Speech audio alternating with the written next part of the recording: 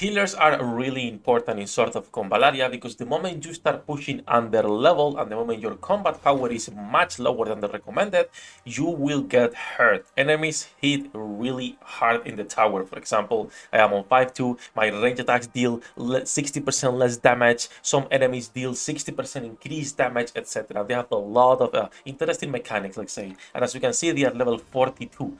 So the moment you start pushing under those recommended levels, you will need a dedicated healer on your team. And the reality is that there is not a lot of options right now. We get Angel for free, you have Inanna, and you have Samantha. There is a few more, but those are the three big picks right now you can make. So today we're going to be talking a little bit about Angel, why she's so good as a healer, how to properly build her, and in general if you should invest in her or not. Hello the internet, welcome back to the Waifus. I am Sefhi. Today's topic, as you can see, another SR build. Since you guys liked yesterday the suppression build, I'm gonna be making more on this type of characters. The next one is gonna be Crimson Falcon, and the next one Divine Grace most likely. I will also be making videos, of course, on the SR characters, including Lily Will next. As you can see, I had to level up finally a healer. I've been doing all content without a dedicated one. I was waiting because probably in a couple of days I'll get the selector and I will get Inanna. I was waiting to see if, by any miracles, I pulled her doing singles, but no luck. So we'll probably just get her with the selector and call it a day. So today we're going to be talking a bit about this character. Really good healer. If you have nothing else, we get her for free and we get dupes for her for free as well. So let's get a little started with her passive and then how to properly build her skills and the weapons as well. So Angel trait, aka the passive, as you can see, her healing effect is increased by 9% after healing an ally grants 2 random level 1 attribute buffs to the target for 2 turns. This is really good because not only she heals, but she has a little bit of passives in there, a little bit of buffs that will help out your team as well. Of course, you want not only dedicated healers, but people that can help the team overall, not deal more damage. That's why Inanna is so strong.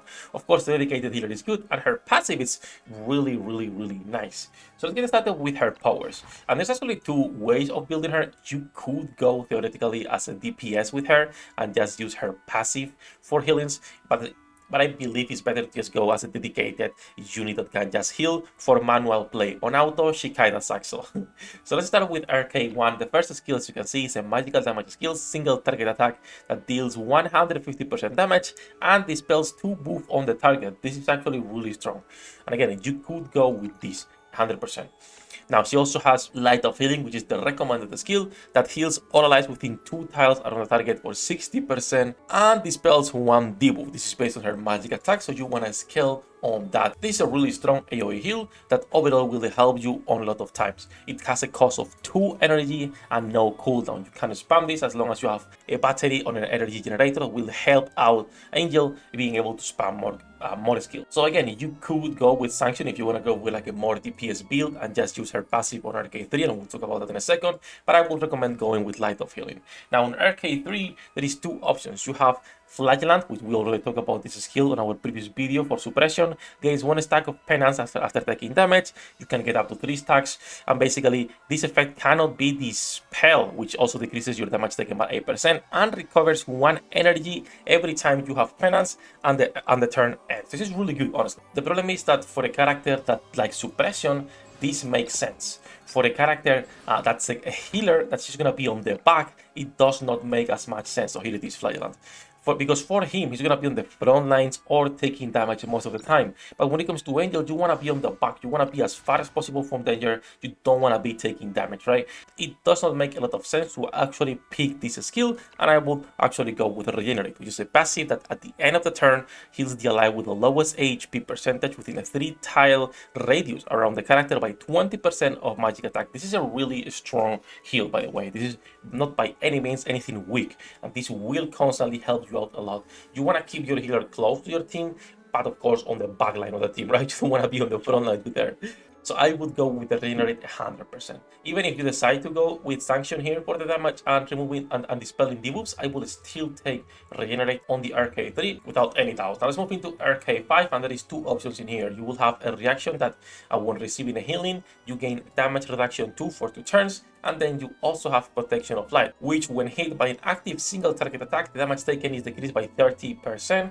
This effect can only be activated one time per round. Honestly, you can go whatever you want. I went Protection of Light because I believe it's a better one in case, an assassin gets past your defense and then your healer is actually taking damage, which will save you in a pinch. She is quite squishy when it comes to HP. Now, when it comes to RK7, there is two options here. You have Magic Defense Command and you have the Protector.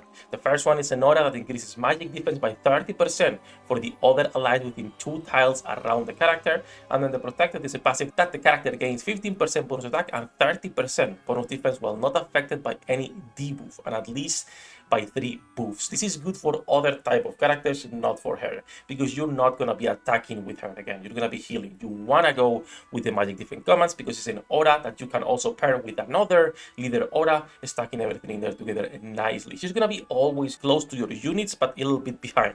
So you will be able to get a magic defense buff of 30% that will be really, really good. Also, this will pair wonderfully with, once again, Suppression. Since he is the strongest magic defense tank, or the strongest tank versus magic defense attacks, I will say, right? That aura will actually be really, really, really good if you want to go with both of them. Not only that, but if I remember correctly, they both belong to the Papal States, meaning you could also be taking the aura from Suppression since he is the leader aura from here. That said, let's keep going. Once again, I will go Magic Defense Command 100%. And then when it comes to her basic attack, you can pick whatever you want. You're almost never gonna be attacking back.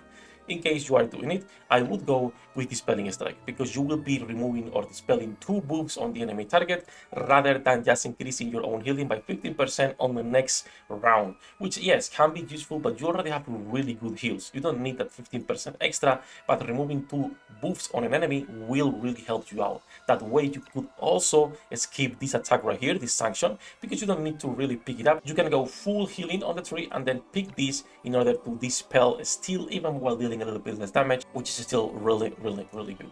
So that would be the skills that I would recommend for Angel and why she's so good as a healer, not only because of passes, but everything else included in there. Now let's move a little bit into her gear. Now her gear, I want to be honest, just put whatever you have in there left over. It doesn't matter. It doesn't matter. As you can see, I'm using a staff that is AoE damage. This doesn't work for her.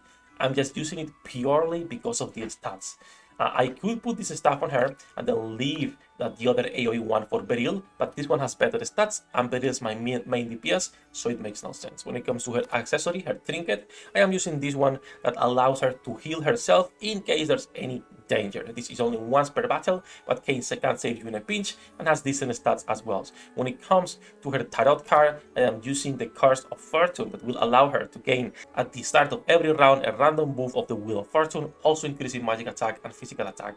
I got lucky with the first stat, second stat wasn't that good, and I just leveled up 30 directly, which was a mistake, but it is good. When it comes to tarot cards and healers, there is so many that can be really good and powerful, but it depends on what you have and how good the base stats is, because you want to go with base stats. For example, for this one right here, right?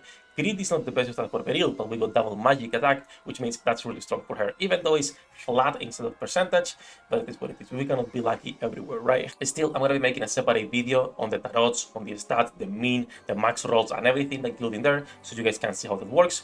When the website is up, I will be making that video, since I'm also going to be making a guide in there with a table, so you guys can see all of the stats there. That said though, that is going to be the video for Angel and how to properly build her. Any questions you guys have, feel free to ask down below, and also leave a comment with what characters you guys want to see on the upcoming videos when it comes to the full guides and builds. It's gonna be it for this one. Thank you to my patrons for making this content possible. Love you all guys. Good luck with your pool dinner dates, and see you in the next one. 役立たずは楽園から追放するのみ。ブランとノワールのショータイムです。天地万物を切るとはこういうことだ。